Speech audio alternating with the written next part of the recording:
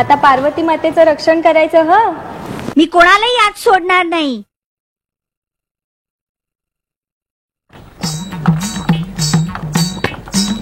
काय रे शृंगी, बोल भृंगी. महादेवाना हिमालयात येऊन 2 दिवस.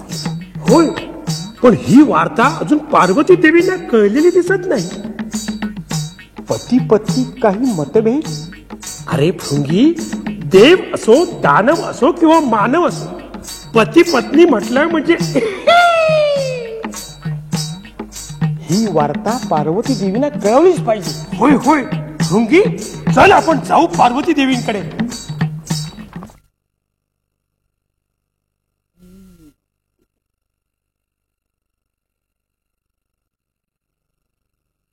काय रे शृंगी, पार्वती मातेंचा हा नवा द्वारपाल कोण असावा रे? आणि भृंगी, लाडू आणि मोदक खात खात रक्षण करण्याचं काम चाललेलं दिसतंय. अरे वा, लाडू आणि मोदक. थांब, आपण त्यालाच विचारू. होय होय. बाळ, पार्वती माता आहेत का घरात? हो आहेत. आहेत. आम्हाला त्यांना भेटायचं आहे. तुम्हाला आज जाऊ देणार नाही. वारे वा, आम्हाला अडवणारा तुरे कोण? असं नको, आपण त्याला थोडस घाबरूया. होय होय, घाबरूया. मग तो सांगेल आपण कोण आहे. आपण घाबरूया.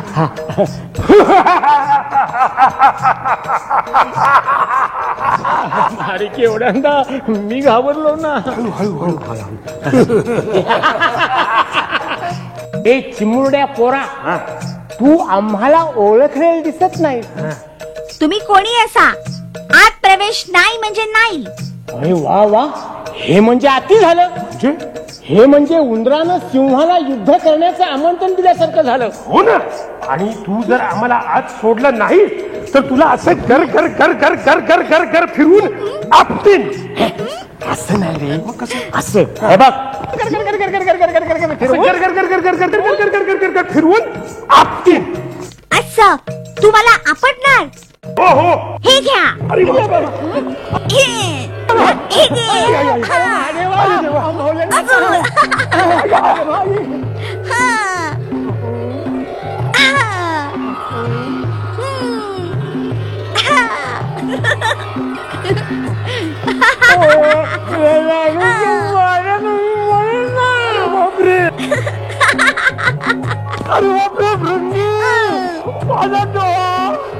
बापरे, आता आपल्याला इथून पळूनच गेलं पाहिजे.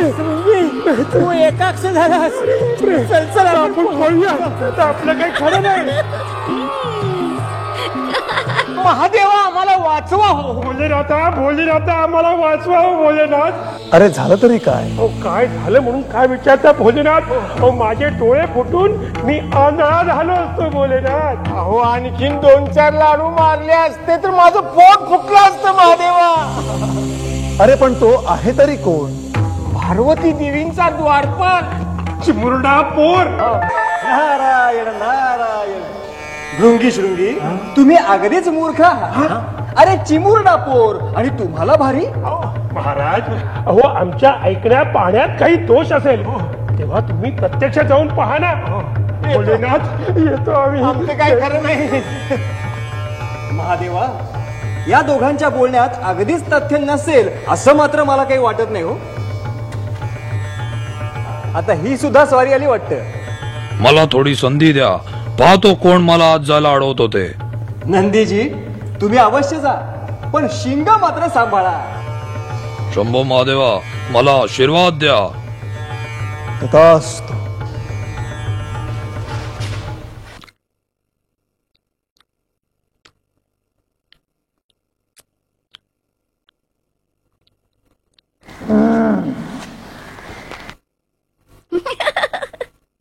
पार्वती माता आहेत ना घरात? हो आहेत, पण मी तुम्हाला आज जाऊ देणार नाही. मी महादेवाचा नंदी, माझी शक्ती आजमावायची का तुला? हो.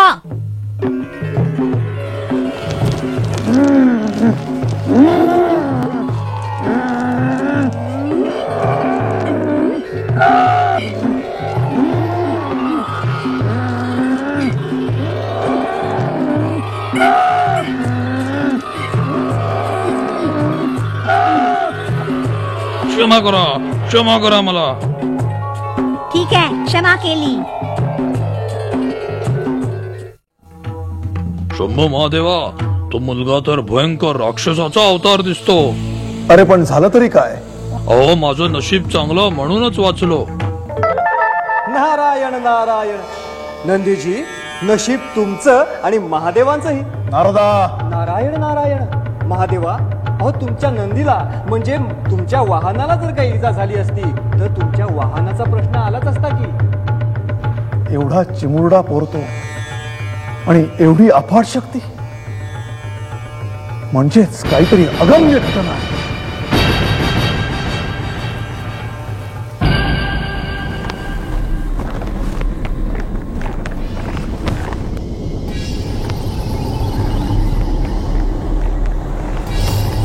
पार्वती, पार्वती, थांबा, तुम्ही आज जाऊ शकत नाही.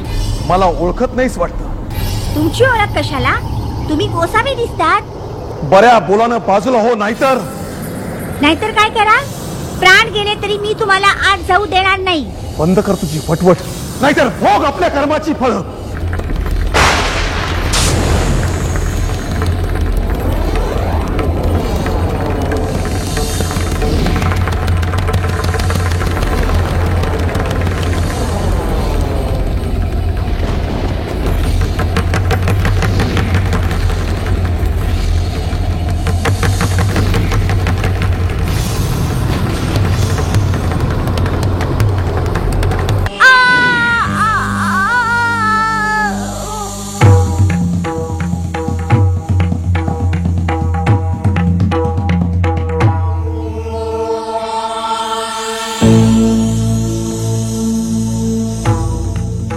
गणेश, हे काय?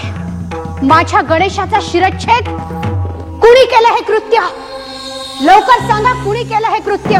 अन्यथा अविनाशाला तयार. पार्वती, पार्वती, मी त्याचा शिरच्छेद केलाय. नाथ, काय केलं तुम्ही हे? अहो अहो, माझ्या अंगीच्या कणातून बनलेला हा माझा पुत्र गणेश, माझं त्याच्यावर जीवापाड प्रेम आहे आणि तुम्ही त्याचा शिरच्छेद केला. नाथ, माझ्या पुत्रावर मी माझ्या जीवापेक्षाही जास्त प्रेम करते.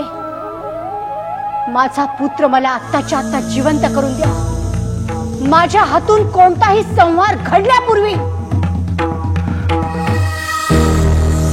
पार्वती,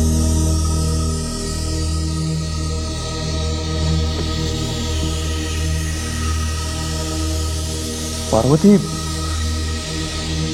या मुलानं तुझ्या महालात यायला मला प्रतिबंध केला नसता तर कदाचित हे कृत्य माझ्या हातून घडलंही नसतं. नाथ, त्यानं त्याचा पुत्र धर्म पाळला, यात त्याचा दोष तो काय?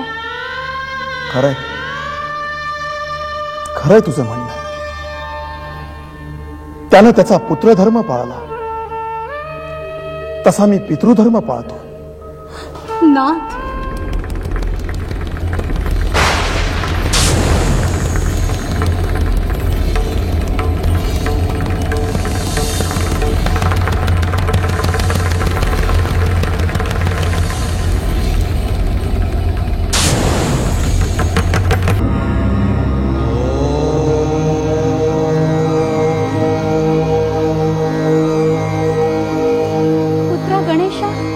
हा घे तुझा पुत्र. नाथ, गणेशा, आपण आमचं सर्वस्व आहात. गणेशा, हे तुमचे पिताश्री भोलेनाथ. हे माझे पिताश्री?